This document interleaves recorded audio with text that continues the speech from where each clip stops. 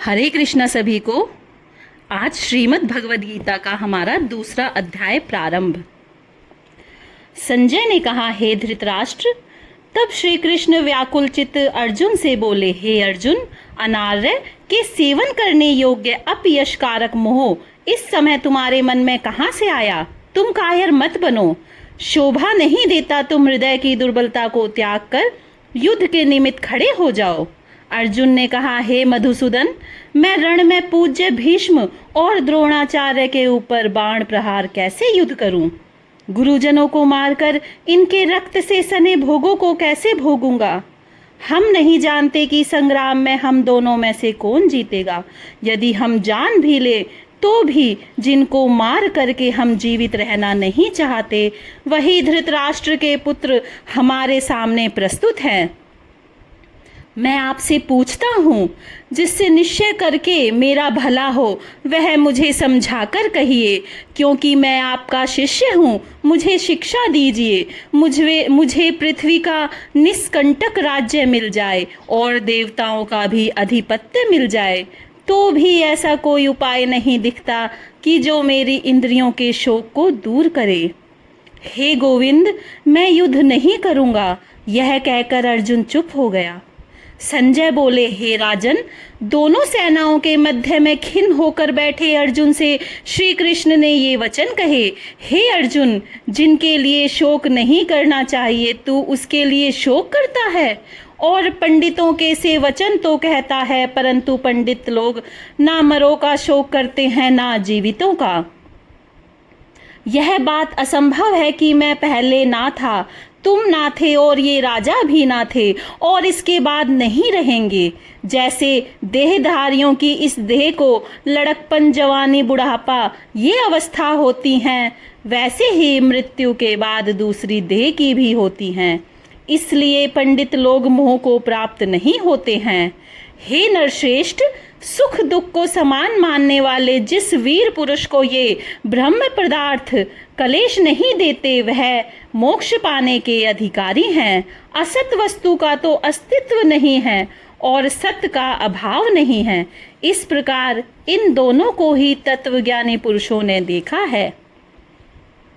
जिससे सारा संसार व्याप्त है उसको अविनाशी जानो, क्योंकि इस नाश रहित आत्मा का विनाश करने में कोई समर्थ नहीं है। अतएव हे भारत, तुम युद्ध करो। जो पुरुष इस आत्मा को मारने वाला तथा जो मरने वाले मानते हैं, वे दोनों ही ज्ञानी नहीं हैं, क्योंकि यह आत्मा ना मरती है ना मारती है। आत्मा ना कभी जन्मती है और ना कभी मृत्यु को प्राप्त होती है। नष्ट होने पर भी वह नाश को प्राप्त नहीं होती। जो पुरुष इस आत्मा को नित्य, अविनाशी, निर्विकार और अजन्मा जानता है, वह किसको घात करावेगा और किसको मारेगा। जिस प्रकार मनुष्य पुराने वस्त्र को फेंक कर नए वस्त्र ग्रहण करता है, उसी प्रकार आत्मा पुरानी देह छोड़कर नई देह धारण करती है। आत्मा को शस्त्र नहीं काट सकते, अग्नि नहीं जला सकती, जल भिगो नहीं सकता। यह अविनाशी, सर्वव्यापी, स्थिर, अचल और सनातन है। यह इंद्रियों से जानी नहीं जा सकती। यह कल्पना से भी परे है। इसलिए ऐसा जानते हुए तुम्हें शोक करना उचित नहीं। हे महाभाव, यदि तुम इस आत्मा को नित्य जन्म लेने और नित्य मरने वाली मानते हो, तो भी तुमको शोक नहीं करना चाहिए, क्योंकि जो जन्मा उसकी मृत्यु और जिसकी मृत्यु हुई है उसका जन्म निश्चय है। अतएव जो बात अनिवार्य है उसके लिए सोच करना व्यर्थ है। जन्म लेने से पहले क्या था किसी को मालूम नहीं, फिर मरने के पीछे क्या होगा कोई नहीं जानता। ऐसी दशा में किसी बात का सोच करना क्या तुमको उचित है? इस कारण सब प्राणियों के विषय तुमको सोच करना उचित नहीं है। अपने धर्म को भी सोचकर तुमको घबराना उचित नहीं है, क्योंकि क्षत्रिय को धर्म पूर्वक युद्ध से और कुछ भला करने वाला नहीं है। हे पार्थ, बिना इच्छा किए स्वर्ग का द्वार रूप यह युद्ध तुमको स्वतः प्राप्त हुआ है। ऐसा सुअवसर भाग्यवान क्षत्रियों को ही मिलता है। यदि तुम अपने धर्म के अनुसार इस संग्राम को ना करोगे तो अपना धर्म और बड़ाई खो बैठोगे। सब लोग सदा तुम्हारी अपकीर्ति करेंगे और प्रतिष्ठा करने वाले पुरुषों के लिए अपयश का होना मृत्यु से भी बढ़कर है। ये महारथी समझेंगे कि अर्जुन डर कर संग्राम से हट गया और अब तक जो लोग तुम्हारा मान करते थे वे अपयश करने लगेंगे। शत्रु लोग तुम्हारे पराक्रम की निंदा करते हुए अनेक प्रकार के दुर्वचन कहेंगे। इससे बढ़कर तुमको दुख और क्या होगा। यदि तुम युद्ध में नष्ट हो गए तो स्वर्ग का सुख भोगोगे और जीतने पर सब पृथ्वी तल पर राज्य करोगे। इसलिए युद्ध के निमित्त दृढ़ प्रतिज्ञ होकर खड़े हो जाओ।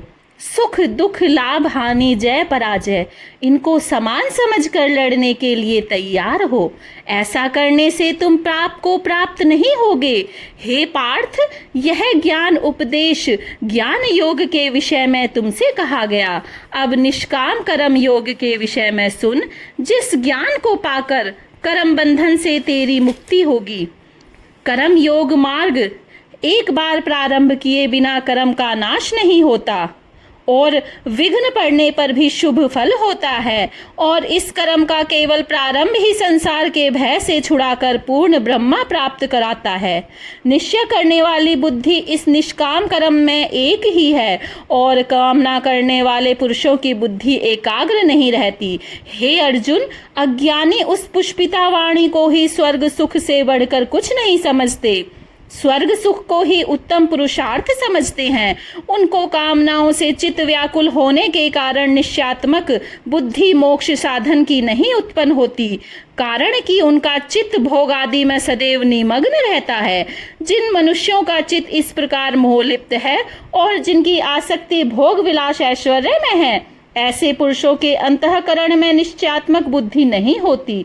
हे अर्जुन, अनेक जलाशयों में मनुष्य का कार्य सिद्ध नहीं होता है। बड़े जलाशयों से वे सब प्रयोजन अनायास ही सिद्धि हो जाते हैं। उसी तरह संपूर्ण वेदों में कहा हुआ काम कर्मों का फल ब्रह्मा में भक्ति रखने वाले मनुष्य को सहज में ही प्राप्त होता है।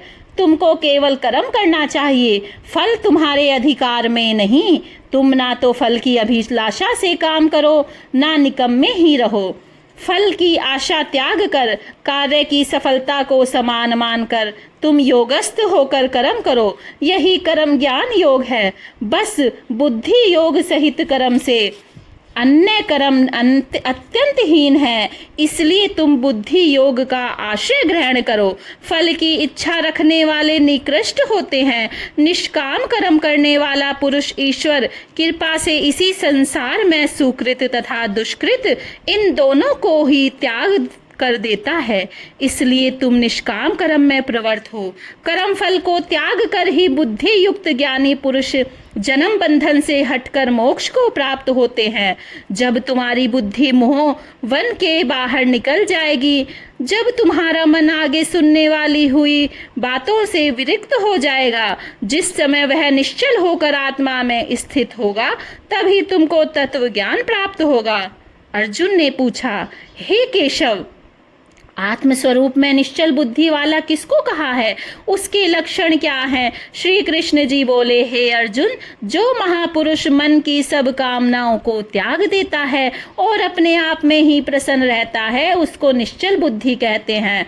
दुख में किसके मन को खेद नहीं होता और सुख में जिसको आसक्ति नहीं होती और प्रीति भय क्रोध जिसके आते जाते रहते हैं, वह महात्मा स्थिर बुद्धि वाला मुनि कहाता है। जो शुभ पदार्थ प्राप्त होने पर हर्ष नहीं करता, अशुभ से अप्रसन्न नहीं होता, उसी को स्थिर बुद्धि जानना चाहिए। और कछुआ जैसे अपने अंग को सिकोड़ लेता है, उसी तरह जो पुरुष अपनी इंद्रियों को विषय से हटाता है, उसकी बुद्धि स्थिर जाननी चाहिए। निराहारी पुरुष के विषय घट जाते हैं, परंतु विषयों में उसकी चाह बनी रहती है। पर ब्रह्मा का अनुभव होने पर चाह भी घट जाती है। हे अर्जुन, मोक्ष में प्रत्यक्ष करने वाले विद्वान व्यक्ति को भी प्रबल इंद्रिय बलात्कार से उसके मन को जीत लेती है। इसलिए सब इंद्रियों को विषयों से रोक कर मेरे विषय तत्पर हो जाए। जिसके इंद्रियों को वश में कर लिया है उसी की बुद्धि निश्चल है। जो पुरुष विषयों के ध्यान में रहता है उसकी प्रीति हो जाती है। प्रीति होने से कामना होती है। इच्छा के पूर्ण ना होने से क्रोध की उत्पत्ति होती है। क्रोध से अविवेक होता है। अविवेक से स्मरण शक्ति नष्ट हो जाती है। स्मरण शक्ति के नाश होने से बुद्धि क्षय होती है और जिसकी बुद्धि का नाश हुआ वह विनाश को प्राप्त होता है। जो पुरुष राग द्वेष से रहित हो अपने मन को वश में रखता है वह शांति को प्राप्त होता है। शांति मिलने पर सब दुखों का नाश हो जाता है। प्रसन्न चित्त वाले की बुद्धि निश्चल होती है। जो पुरुष योग युक्त नहीं है उसकी निश्चल बुद्धि उत्पन्न नहीं होती। ईश्वर में भावना नहीं होती। भावना के ना होने से शांति प्राप्त नहीं होती। अशांत को सुख कहाँ से मिलेगा। जैसे वायु नाव को जल में खींच ले जाती है उसी प्रकार इंद्रियां उस पुरुष की बुद्धि का नाश कर देती हैं। इस कारण हे महाबाहो, जिसकी इंद्रियां विषयों से सर्वथा रोक ली गई हैं उसकी बुद्धि स्थिर है।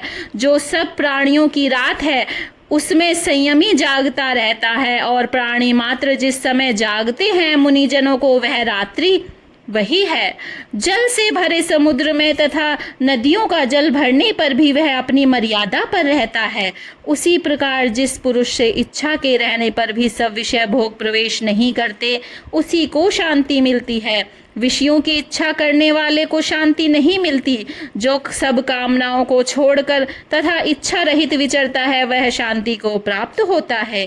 हे पार्थ, ब्रह्म स्थिति यही है। ऐसी स्थिति मिल जाने पर प्राणी फिर मोह में नहीं फंसता और अंत समय में निर्वाण ब्रह्मा को प्राप्त होता है। इति शुपनिषद सुब्रह्म विद्या योगे शास्त्रे श्री कृष्ण अर्जुन संवादे विषाद योगो नाम